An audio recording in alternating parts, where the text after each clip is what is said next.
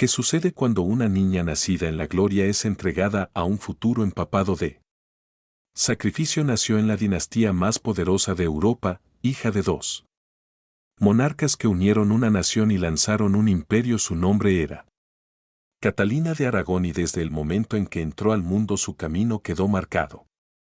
Ella sería reina de Inglaterra, pero la historia nunca es tan simple. Bajo los hilos dorados de sus vestidos y la pulida elegancia de su corona, vivir una vida llena de traición, pérdida y profundo sufrimiento, parte de ello en silencio. Soportó mucho de esto orquestado por los más cercanos a ella. Catalina de Aragón no solo fue la primera esposa de Enrique VII, sino una mujer de intelecto, coraje y la resiliencia, atrapada en la mira de las luchas de poder, la ambición política y obsesión personal. Hoy desentrañamos las tragedias ocultas y los horrores indecibles que moldeó su vida y, en última instancia, definió los primeros años de la Inglaterra Reforma. Esta es su historia contada en su totalidad. Profundidad, pero resonando a través del tiempo como una advertencia y un testamento. Que Catherine nació el 16 de diciembre de 1485 en Alcalá de Henares, ciudad cercana a Madrid. Sus padres, la reina Isabel I de Castilla y el rey Fernando II de Aragón, fueron dos de los monarcas católicos más venerados de Europa. Juntos completaron la reconquista, recuperar España del dominio musulmán, y sentó las bases para la era dorada de España. También fueron los benefactores del famoso viaje de Cristóbal Colón en 1492. En resumen, para el Nuevo Mundo eran gobernantes no solo de naciones sino de el destino mismo. Como la hija más joven de este imperio dinástico, Catalina era querida y cuidada con el máximo cuidado, pero no se equivoquen, su infancia no fue toda comodidad y lujo. Desde muy joven le enseñaron que su vida no era suya. Pertenecía a Dios, a España y, lo más importante, al futuro político de las hijas reales de su país. Eran a menudo tratadas como moneda diplomática, y Catalina era una de las fichas más valiosas que España tenía para ofrecerle a su educación. Era excepcional en una época en la que a la mayoría de las mujeres se les negaba cualquier aprendizaje formal. Catherine hablaba latín con fluidez a los 10 años y también hablaba español, francés y más tarde aprendió inglés y recibió tutorías en teología, filosofía, derecho, historia y literatura clásica. Su madre se aseguró de que fuera criada como una verdadera mujer renacentista, intelectualmente formidable y devotamente religioso, pero la educación no fue para vanidad ni enriquecimiento. Solo Catalina se estaba preparando para el reinado con solo 3 años. Su destino fue sellado con una promesa: estaba comprometida con el príncipe Arturo, hijo mayor del rey Enrique VIII de Inglaterra. Fue una alianza estratégica entre Inglaterra y España, un matrimonio que fortalecería el poder católico en Europa y forjar un vínculo vital entre dos reinos poderosos. Y así, durante la mayor parte de sus primeros vida, Catalina fue criada con el conocimiento de que un día gobernaría Inglaterra como reina consorte. Durante los años pasó y sus planes de matrimonio tomaron forma. En 1501, a la edad de 15 años, Catalina hizo el largo y agotador viaje a través del mar hasta Inglaterra. Relatos contemporáneos la describió como extraordinariamente bella, con piel o cabello claros y una porte digno. Pero no fue solo su belleza lo que causó impresión, sino también su gracia y su dominio de los modales cortesanos. Y su profundo sentido de piedad. Era la novia perfecta. La boda tuvo lugar el 14 de noviembre de 1501 en la Catedral de San Pablo de Londres. Se celebró una suntuosa asunto al que asistieron la nobleza inglesa, dignatarios extranjeros y curiosos espectadores ansiosos por presenciar la unión de dos grandes dinastías. Esa noche, según testigos, la pareja se retiró junto a un detalle que más tarde perseguiría a Catherine por el resto de su vida. Poco después del matrimonio, la pareja se mudó al castillo Leyo en Gales, donde Arturo había sido designado gobernar el Consejo de los Marchantes, pero solo 5 meses después, tanto Arthur como Catalina cayó gravemente enferma de lo que se cree que fue la temida enfermedad del sudor, mientras que Catherine sobrevivió. Arthur no fue tan afortunado a la tierna edad de 15 años. Murió dejando a Catalina viuda en una tierra extranjera. La muerte de Arturo no solo devastó emocionalmente a Catherine, sino que la sumergió en una red de conflictos políticos.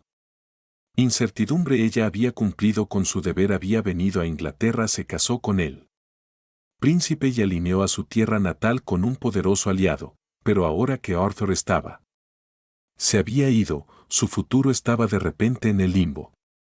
La enviarían de regreso a España en...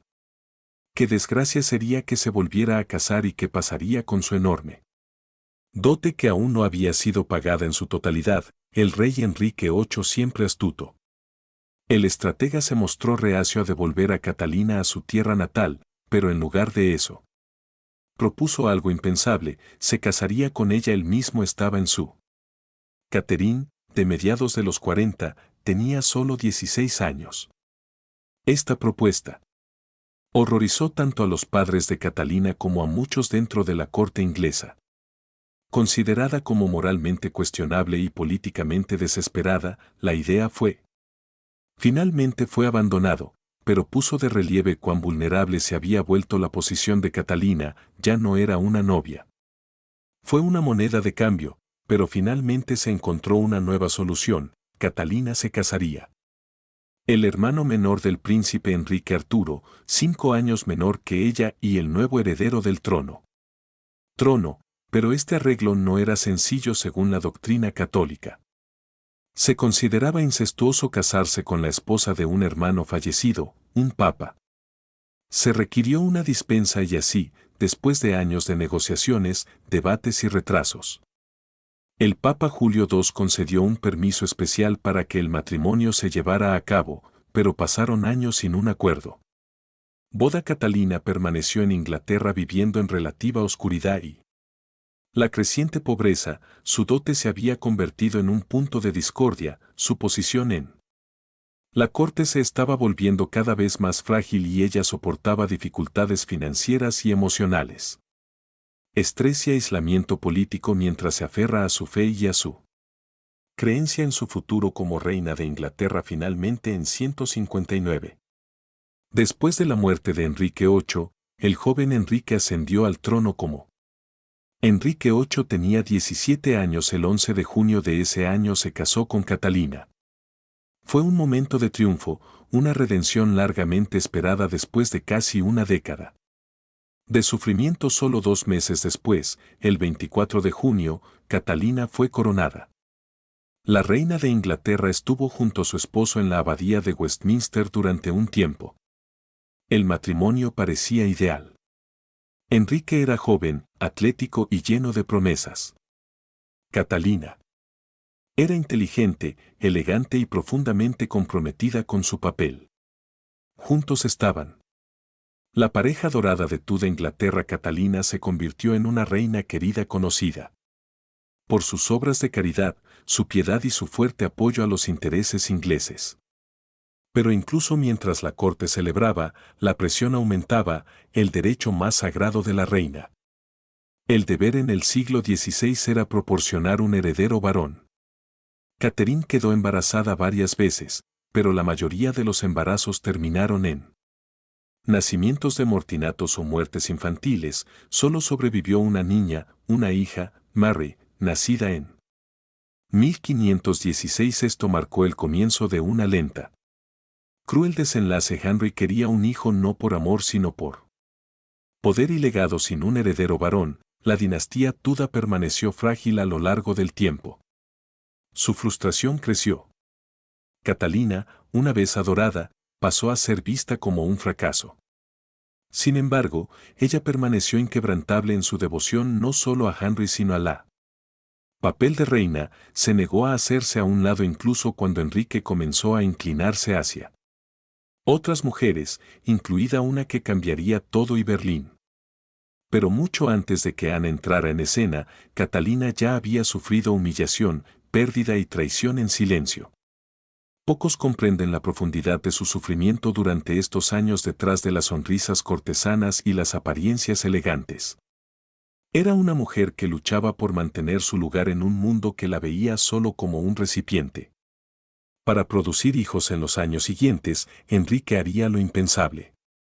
Buscar una anulación del Papa alegando que su matrimonio había sido maldecido desde el comienzo y declarar que su unión nunca había sido válida, su razonamiento que Catalina había consumado su matrimonio con Arturo, una afirmación que ella negó jurando hasta su último aliento que había entrado en su matrimonio con Enrique siendo virgen. Esta disputa desataría una tormenta política y religiosa que desgarraría Inglaterra de la Iglesia Católica y remodelar el curso de la historia, pero, a pesar de todo, Catalina se mantuvo firme y se negó a aceptarla. Se negó a reconocer a Ana Boleyn como reina y se aferró a su título. Hasta el final, lo que le ocurrió a Catalina de Aragón no fue solo una tragedia personal, fue una crucifixión política. La crueldad no siempre fue fuerte o sangriento, llegó en silencio, en aislamiento, en el robo de sus títulos, su hija, su salud y finalmente su dignidad. Murió el 7 de enero de 1536. Sola en el castillo de Kimbleton, lejos de la corte, lejos de su hija, lejos de la vida. Se le prometió, pero su legado perdura. Catalina de Aragón no era una mujer rota por la historia, fue una mujer que cargó con todo su peso y se negó a ser aplastado después de la muerte del príncipe Arturo en 1502. El destino de Catalina de Aragón, una vez tan asegurado, se fracturó de repente.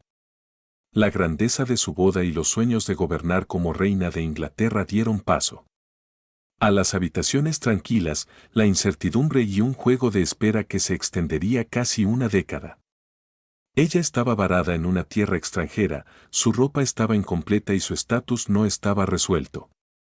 Y su destino suspendido por la política de la corte y la indecisión. Este fue el primero de muchas traiciones que soportaría. La viudez de Catalina marcó un momento oscuro. Capítulo 1 que puso a prueba no solo su paciencia sino su identidad en un tribunal. Llena de ambición, ahora le resultaba políticamente inconveniente su matrimonio con Arthur. Cuidadosamente organizado, terminó en solo unos meses y su valor para los ingleses. La corona había pasado de ser un activo a un pasivo, pero ella no había sido devuelta a España. Enrique VIII tenía razones para mantenerla en Inglaterra, principalmente financieras. Su diario contenía: aún no se le ha pagado en su totalidad y enviarla de regreso significaría devolver una parte de lo que ya se había entregado, una situación que no agradaba a los frugales y el pragmático rey. Catalina durante años se quedó atrapado en el limbo, aunque vivía con relativa comodidad. Ella estaba cada vez más aislada. Sus asistentes españoles le redujeron sus asignaciones financieras y le monitorearon su correspondencia. Ella escribió a menudo a su madre, la reina Isabel, pidiendo una intervención y ayudar a la joven princesa, segura de sí misma que había cruzado el mar con un propósito real. Ahora se encontraba empobrecida, con pocos aliados y sin claridad sobre su futuro. Su única esperanza llegó en la forma del hermano menor del príncipe Enrique, Arturo. Mientras, siendo todavía un niño en el momento de la muerte de Arthur, surgió casi por completo la posibilidad de un matrimonio entre él y Catherine. Inmediatamente, pero había un gran obstáculo: la Iglesia.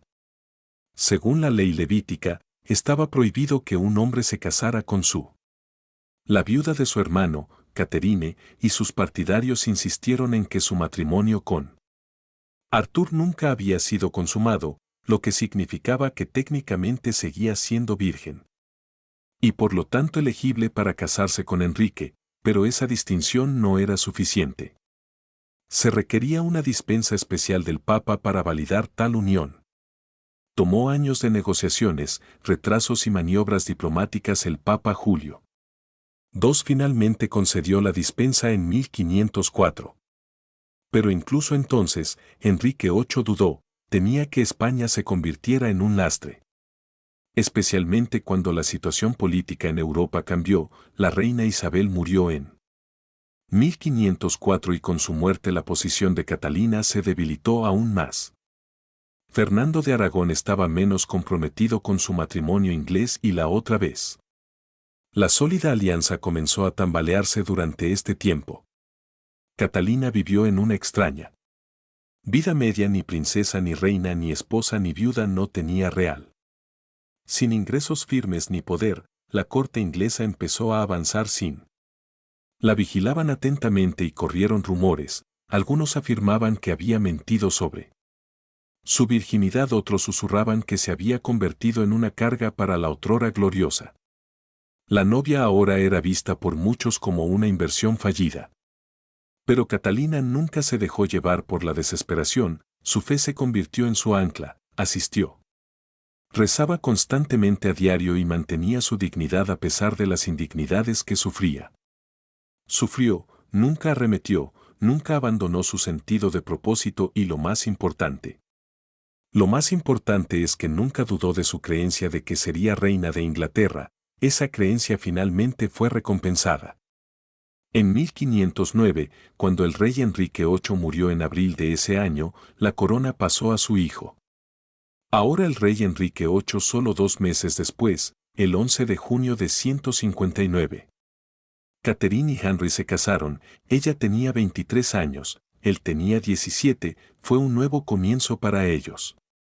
La boda fue modesta en comparación con la primera de Catalina, pero tuvo un poder simbólico para Catalina. Fue una boda larga. La restauración esperada por Henry fue una declaración juvenil de independencia que él había crecido admirándola, esta bella y erudita española que había permanecido tan fiel a su familia y a Dios durante sus pruebas. 2 semanas después de su matrimonio fueron coronados juntos en una gran doble coronación en la abadía de Westminster. La gente aplaudió con entusiasmo. La gracia y la piedad de Catalina la hicieron inmensamente popular. Henry, atlético y carismático, fue aclamado como una segunda venida del mismísimo rey Arturo. El periodo de luna de miel no fue solo personal, fue política. Inglaterra se sintió renovada. Y por un tiempo pareció que el cuento de hadas podría continuar.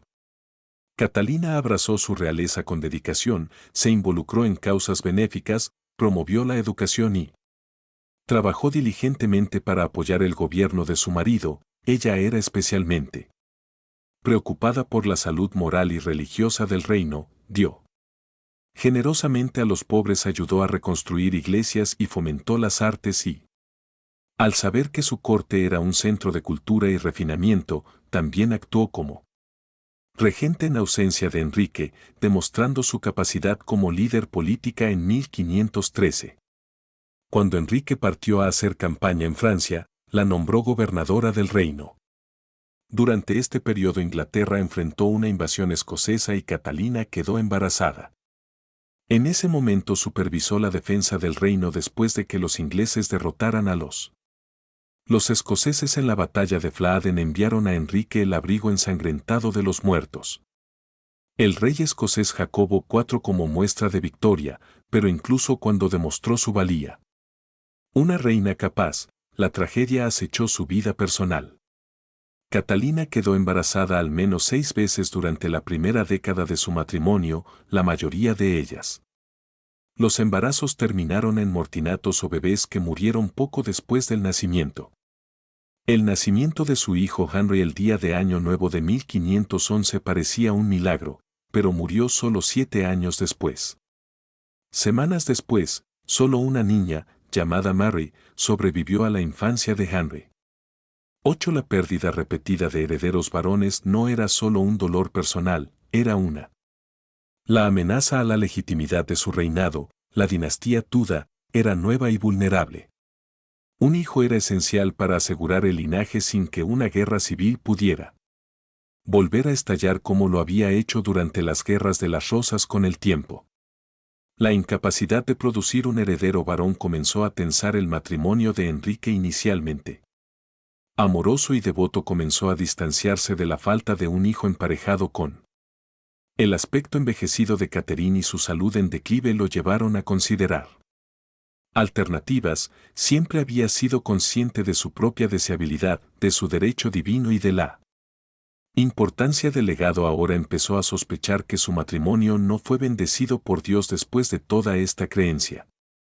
Que la unión estaba maldita debido al matrimonio anterior de Catalina con Arturo se arraigó, independientemente de si Enrique realmente creía. Si lo utilizaron como excusa conveniente es un tema de debate entre los historiadores. Pero lo que está claro es que Henry quería salir y creía que sí.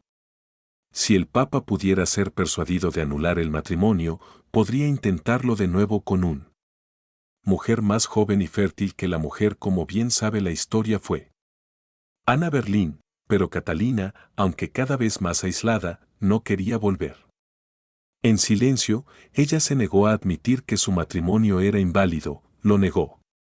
Consumar su matrimonio con Arturo y juró ante Dios que su unión con Enrique era legítimo y sagrado. Ella había sido coronada reina y había dado a luz a su hijo. Ella había cumplido su papel tan fielmente como cualquier reina antes que ella, para admitirlo. De lo contrario, no solo sería una derrota personal, sino que también dejaría a su hija sin trabajo. María ilegítima, y eso para Catalina era impensable. Los próximos años se definirían por batallas legales y humillación pública. La agitación religiosa y la agonía personal que Catalina se vería obligada a defender. Ella misma ante jueces, cardenales e incluso su marido, que ahora se refería a ella como la daga princesa de Gales en lugar de reina, le fue despojada de su título. Las habitaciones cambiaron, la corte la desestimó, pero ella nunca se dio por vencida, incluso en el exilio, incluso en enfermedad, incluso cuando le arrebataron todo el poder. Catalina se mantuvo firme en su identidad. Ella había llegado a Inglaterra como reina, ella había vivido como reina y ella moriría como reina a finales de la década de 1520. La reina Catalina de Aragón ya no era simplemente una consorte amada, se había convertido en un obstáculo en el camino de uno de las transformaciones más ambiciosas de la historia inglesa, el matrimonio que una vez simbolizaba la unidad entre dos grandes naciones y ahora estaba en el centro de una tormenta personal y política que quemaría el corazón de la Iglesia Católica, encendería una llama nacional. Reformar y destruir vidas para Catalina se convertiría en el mayor prueba de fe e identidad de Enrique VIII. La frustración por la falta de un heredero varón se había transformado en obsesión. Aunque María, su hija sobreviviente, era sana e inteligente, Enrique estaba convencido de que solo un sucesor varón podría asegurar la dinastía Tudor, pero también estaba cada vez más cautivado por Anne Boleyn, miembro de su corte y una mujer diferente a todas las que había perseguido antes. Agudo, ambicioso, atractivo y peligrosamente reacio a ser simplemente un La amante Ana exigía más, quería ser reina y Enrique estaba dispuesto a hacerlo. Casi cualquier cosa para que eso sucediera. En 1527. Enrique solicitó oficialmente al Papa que anulara su matrimonio con Catalina. El argumento se basaba en un tecnicismo, su afirmación de que su matrimonio siempre había sido inválida a los ojos de Dios porque una vez había sido la esposa de su hermano. Aunque Catalina juró por su alma que su matrimonio con Arturo nunca se había consumado. Enrique insistió en que, de lo contrario, citó el libro de Levítico. Si un hombre toma la mujer de su hermano, será cosa inmunda, serán aborrecidos. Sin hijos. En la mente de Enrique la falta de un heredero varón fue un castigo divino, pero no se trataba de un asunto legal sencillo, según el Papa Clemente. El tercer se encontraba bajo una enorme presión, sobre todo porque era, en realidad, un prisionero del emperador Carlos V del Sacro Imperio Romano Germánico, que también estuvo. Ser sobrino de Catalina, concederle la petición a Enrique, significaría humillar al la tía del emperador y desanimó a uno de los gobernantes más poderosos de Europa. Durante años el Papa mantuvo a Catalina entretenida, pero ella no se quedó de brazos cruzados y montó una En una defensa vigorosa y profundamente personal de su matrimonio, escribió cartas a el Papa a Carlos. A cualquiera que la escuchara consultó a teólogos y los eruditos se negaron a aceptar el título de princesa Dahaja de Gales. Designación que Henry comenzó a usar para dar a entender que ella solo había estado casada con Arthur y no era realmente para él, para Catherine, no solo un insulto, sino una mentira descarada.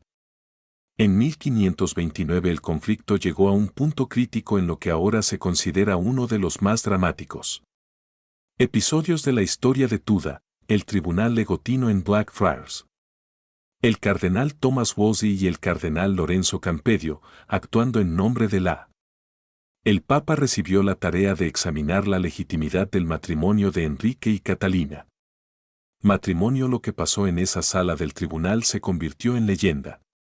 Henry estaba seguro de que finalmente sería libre y habló elocuentemente, expresando su dilema moral, insistiendo que había vivido en pecado con Catherine.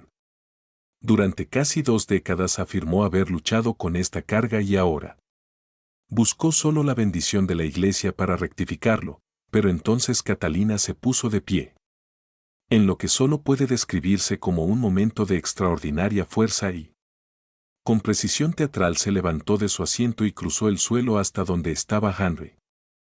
Se sentó y se arrodilló ante él con toda la corte observando y miró a su marido con el ojo y pronunció un discurso tan sentido y sereno que silenció incluso sus enemigos más acérrimos. Mi señor, dijo, tomo a Dios como mi señor juez, he sido su verdadera y legítima esposa por más de 20 años, usted lo sabe. Te he amado, te he obedecido y te he sido siempre fiel, no he hecho nada para merecerlo. Al ser dejada de lado, se levantó y salió de la sala negándose a recuperar su dignidad. Los presentes quedaron atónitos, incluso muchos ciudadanos ingleses a quienes tal vez no les importara la política ni los decretos papales se unieron. Para ellos, Catalina era un símbolo de virtud, una reina agraviada, pero su valentía no la salvó en los meses que siguieron. Henry se desesperó aún más. El Papa se negó a conceder la edulcoración y Ana Boleyn se estaba impacientando. 1533 Enrique tomó el asunto en sus propias manos contra toda autoridad eclesiástica. Se casó en secreto con Anne Thomas Cranmer, la nueva arzobispo de Canterbury. Declaró nulo el matrimonio de Enrique con Catalina y Ana fue coronada reina. Este acto marcó el inicio formal de la reforma inglesa de la Iglesia de Inglaterra. Nació separada de Roma con Enrique a la cabeza, además pudo librarse de ella.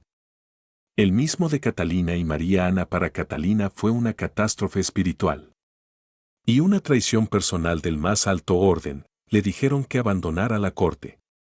La familia fue desmantelada, su título fue despojado, su hija María fue declarada ilegítima y retirada de su cuidado, fue trasladada de una residencia a otra.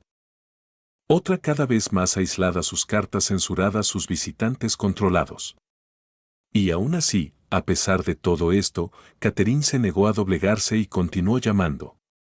Ella misma, reina, se negó a reconocer a Ana Boleyn como la legítima esposa de su marido. Ella soportó las dificultades, la enfermedad y la soledad con una devoción inquebrantable.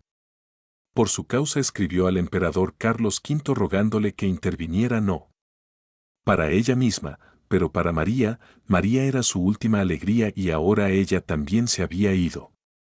En sus últimos años, Catherine fue trasladada al castillo de Kimolton, un lugar frío y con corrientes de aire. Finca lejos de la política de la corte, allí vivía en un exilio virtual. Ella era. Rara vez se le permitía ver a sus amigos o comunicarse libremente, su salud se deterioró y sufrió de palpitaciones del corazón, pérdida de peso severa y sospecha de cáncer, pero aún así ella oraba diariamente, pero aún mantenía su inocencia, pero aún llevaba el manto de reina. El 7 de enero de 1536. Catherine murió probablemente de cáncer de corazón o de estómago cuando tenía apenas 50 años. Cuando se examinó su cuerpo se dijo que estaba intacto excepto por una Detalle impactante, su corazón se había vuelto completamente negro, ya fuera esto o no. Se debate si es literal o simbólico, pero atormentó a quienes lo escucharon, algunos lo tomaron como señal de envenenamiento de otros como juicio divino. Sin embargo, la mayoría lo vio como un símbolo trágico de una mujer cuyo corazón había sido roto. Por traición, dolor y tristeza, Henry, que una vez la amó profundamente, no asistió. Su funeral tampoco permitió que María lo hiciera. Catalina fue enterrada en silencio en Catedral de Peterborough. Con una modesta ceremonia en su tumba se leía simplemente Dae. Princesa de Gales, pero para muchos, entonces y ahora, ella siempre fue reina. Catalina de Aragón había sido enterrada en la fría piedra de Peterborough. Catedral lejos de las tumbas reales de la abadía de Westminster, donde una vez había soñado con yacer junto a su marido. Henry VIII. Su muerte pudo haber puesto fin a su sufrimiento, pero no terminó con su. De hecho, la muerte de Catalina solo magnificó su influencia en muchos sentidos. Presencia. La mujer que fue descartada en vida se convertiría en la muerte en un símbolo de resistencia a la lealtad y triunfo moral a medida que la noticia de su muerte se difundía por toda Inglaterra. No hubo luto real, ni funeral de Estado, ni homenaje nacional. Enrique lo prohibió. Todo el tribunal vestía de negro y continuó sus festividades el mismo día en que Catherine fue enterrada. El 29 de enero de 1536, Enrique y Ana de Berlín se vistieron con amarillo brillante, un color típicamente reservado para las celebraciones en la corte española. Si esto fue un insulto intencional a la memoria de Catalina o un ataque privado. El gesto de alivio de Henry no pasó desapercibido para muchos observadores, parecía como si el rey estaba celebrando el fin de una larga e incómoda carga, pero la gente de Inglaterra, especialmente entre la nobleza más antigua y los católicos devotos. La muerte de Catalina marcó el fin de algo sagrado que ella tenía. Encarnaba las antiguas costumbres, la caballería, la piedad y la fe católica incuestionable. Su firme resistencia al divorcio de Enrique le había ganado la silenciosa admiración de muchos rincones del reino, incluso aquellos que una vez cuestionaron su presencia en la corte. Ahora reflexiona sobre su vida con asombro y dolor y por su hija María La pérdida fue devastadora. Mary había sido separada por la fuerza de su madre, años antes de la muerte de Catherine, le prohibió escribirle o visitarla. Y presionada constantemente para que renunciara a su condición de heredera legítima, María soportó su propio tormento emocional y psicológico. El único consuelo de Catalina en ella. En sus últimos años, la esperanza era que su hija fuera restituida al lugar que le correspondía, pero en el momento de la muerte de María, cuya esperanza aún no se había cumplido, agravó su dolor por la culpa. Había obedecido las órdenes de su padre en algunas cosas, pero nunca reconoció a Ana Berlín como reina ni aceptó que ella misma era ilegítima, su madre se lo había dicho en su última carta intercambiada. Mantenerse firme en la verdad y María lo hizo, pero a un costo. La muerte de Catalina atormentó a Enrique de maneras sutiles pero inconfundibles. Exteriormente ignoró la pérdida, pero quienes lo rodeaban notaron un cambio en cuestión de semanas.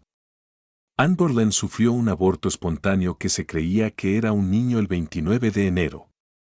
El mismo día del funeral de Catalina, para algunos fue un castigo divino. La posición de Ana ya se había vuelto precaria. Su audacia, que una vez embriagó a Henry, ahora era irritante. Su incapacidad para darle un hijo reflejó el trágico legado de Catalina a la corte. Susurró que el espíritu de Catalina había maldecido a la nueva reina, superstición o no.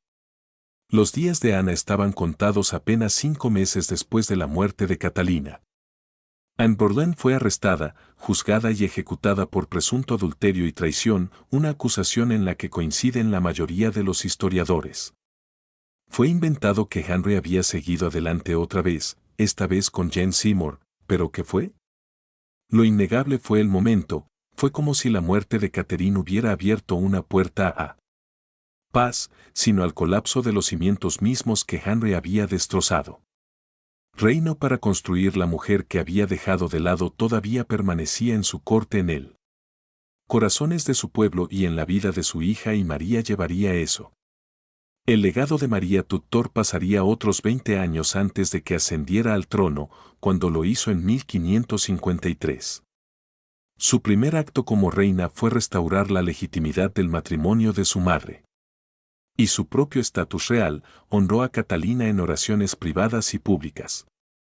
Proclamaciones llamándola la verdadera e indudable reina de Inglaterra. Incluso contempló la posibilidad de exhumar los restos de su madre y trasladarlos a Abadía de Westminster. Aunque esto nunca se llevó a cabo, la historia de Catalina se convirtió en un grito de guerra para los católicos durante la Reforma inglesa en capillas secretas. Y susurraba oraciones, fue recordada no solo como una reina sino como una mártir. Icono de la fe, la fidelidad y la virtud real. Ella se mantuvo firme contra la injusticia, se negó a ceder y murió creyendo en su matrimonio y en su Dios. La ironía, por supuesto, es que el mayor logro de Catherine. La victoria llegó después de su muerte. En vida había perdido casi todo, su marido, su corona, la compañía de su hija, su salud, pero en la muerte ella fue recordada con respeto y dolor. La imagen de Enrique mientras tanto crecía.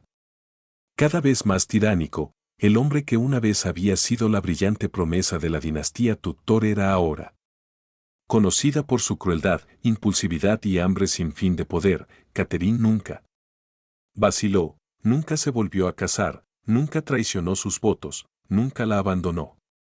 Título que ella se enfrentó sola a un rey y una nación dispuestos a borrarla. Y lo hizo con una serenidad, una inteligencia y una fuerza que aún resuena aún hoy. Su tumba en la Catedral de Peterborough es visitada por miles. Cada año, en el aniversario de su muerte, se celebra un servicio en su honor. Se depositan flores amarillas en su tumba, un guiño a su herencia española. La inscripción ahora dice Catalina, reina de Inglaterra. Una corrección silenciosa pero firme. De siglos de injusticia, hay algo inquietante en la forma en que se desarrolló su vida, una niña real criada por su grandeza, una reina que gobernó junto a un rey, una madre separada de su hija, una esposa despojada de su nombre y arrojada a las sombras, pero emergió como algo aún más. Un símbolo perdurable de coraje moral. La historia de Catalina sigue conmoviendo. El debate era si ella era demasiado terca y debería haberse hecho a un lado y haber permitido que Henry volver a casarse sin resistencia, o tenía razón en mantenerse firme incluso cuando eso la llevó al sufrimiento personal. Lo que sí sabemos es que esto es lo indecible. Las cosas que le sucedieron a Catalina de Aragón no fueron solo actos de crueldad física, sino esfuerzos sistemáticos para borrar el poder y la verdad de la vida de una mujer, y ella se negó a dejar que sucedieran a Catalina de Aragón. No murió en un resplandor de gloria, no se levantó en rebelión ni cayó por la mano del verdugo. Su muerte, como gran parte de su vida, estuvo marcada por el silencio solitario. Fría y exiliada de la corte que una vez había gobernado y, sin embargo, siglos después, la historia aún exige atención, simpatía y respeto, porque en su silencio ella habló mucho. La historia tiende a recordar a quienes gritaron más fuerte. Reyes, generales, revolucionarios, pero la voz de Catalina era diferente, era medida, digna e inquebrantable. Ella nunca escribió manifiestos ni declaró la guerra. No luchó con espadas, sino con juramentos, cartas y una silenciosa negativa a ser borrado. Y de alguna manera esa quietud perduró más que todas las proclamaciones reales. Que intentó enterrarla. Había sido la primera mujer coronada. Junto a Enrique VIII había sido reina durante más de 2 décadas. Ella había actuado como regente durante la guerra y había gobernado en ausencia de su marido. Ella había ganado los corazones de la gente a través de la caridad, la sabiduría y la compasión. Y sin embargo, en el punto más alto de su desgracia, sus títulos le fueron arrebatados a su corte. Desmantelada y su imagen eliminada de la vista pública, pero una cosa permaneció. Sin embargo, mantuvo intacta su creencia de que era la reina legítima ante Dios y ante Inglaterra. Esa creencia se convirtió en una rebelión silenciosa a diferencia de otros que se opusieron a Enrique VIII y pagaron con sus vidas Thomas More, obispo Fisher y un sinnúmero de monjes y la resistencia de Catalina fue más insidiosa porque no desafió a Enrique en discursos públicos o exigir levantamientos, en lugar de eso, simplemente se mantuvo firme. No diría que ella no era reina, no diría que Ana Boleyn no era. No diría que su hija era ilegítima, no diría que su matrimonio había sido pecadora y por eso la frustración de Henry con ella nunca se disipó por completo porque la fuerza de Catalina residía en su negativa a realizar la rendición que él exigía. Podría cambiar las leyes, la doctrina de la Iglesia e incluso el nombre de su hija, pero él no podía hacer que Catherine mintiera, no podía hacer que negara la verdad que había vivido. Esta silenciosa fuerza se convirtió en legendario cuando Catalina murió en 1536, muchos pensaron. Ese sería el final de su historia. Henry se volvió a casar pocos días después de su funeral. Y Boleyn fue ejecutado unos meses después. Jane Seymour siguió entonces a Ana de Cleves, luego Catherine Howard y finalmente Catherine para el ciclo de esposas herederas. Y la intriga continuó, pero en cada escándalo real, cada cambio en la corte. Favorecer cada acto de crueldad del fantasma de Catherine permaneció no literalmente sino simbólicamente para los católicos. Ella era una mártir, una verdadera reina que había sido perseguida por reformadores herejes hasta los eruditos. Ella era una de las la mujer real más educada y articulada de la época. Para su hija María era la encarnación de la legitimidad real y el favor divino, incluso Isabel la sedienta. La hija de Ana Boleyn más tarde mostró un sutil respeto por el legado de Catalina. Reconocerla como una presencia formidable en la memoria inglesa es revelador. Que ninguna otra de las esposas de Enrique ha inspirado la misma reverencia que Ana Boleyn es recordado de forma dramática y controvertida. Jane Seymour es recordada principalmente por darle un hijo a Henry, los demás son notas al pie para la mayoría, pero Catherine es recordada como un pilar, una mujer cuyo dolor nunca la quebró. Madre que eligió el exilio antes que el deshonor, una reina que creía que una corona dada por Dios no pudo ser despojado por el hombre y al final la historia se puso de su lado. Se le negó el entierro en Westminster, pero su tumba en la Catedral de Peterborough se ha convertido en un lugar de peregrinación cada año. En su tumba se dejan flores amarillas de enero, un guiño a su herencia española y un homenaje silencioso a su resiliencia. Su nombre se enseña en las aulas, no como un esposa fracasada, pero como símbolo de conciencia su hija una vez abandonada. Como ilegítima reinaría como la primera reina coronada de Inglaterra. Demostrando que la mujer que Henry intentó con tanto esfuerzo borrar había dejado un linaje más fuerte que él en muchos sentidos. Catalina ganó no asegurando el poder sino sobreviviendo al convertirse en la conciencia de una generación de mujeres agraviadas por sistemas que no podían controlar su historia. No se trata solo de traición, es sobre la supervivencia, sobre cómo una mujer se aferró a su verdad. En un mundo donde la verdad era reescrita cada día por aquellos con coronas y ejércitos, su historia importa ahora más que nunca. Porque el sufrimiento de Catherine no era ruidoso ni teatral, era lento. Digno, era del tipo que muchos soportan en silencio, mujeres ignoradas, marginadas o olvidados no porque sean débiles sino porque se niegan a jugar según las reglas. Diseñado para romperlos. Para contar su historia es honrar a todos aquellos que fueron castigados. No por los crímenes sino por las convicciones. Nos recuerda que la fuerza no es. Siempre se trata de levantarse, a veces se trata de resistir, de negarse a inclinarse ante presión incluso cuando cuesta todo. Sobre elegir la visión a largo plazo. La visión que la historia recordará aunque el presente nos dé la espalda y por eso nosotros. Todavía pronuncia su nombre Catalina de Aragón reina. Gracias por mirar, si te parece interesante aquí hay otro video interesante.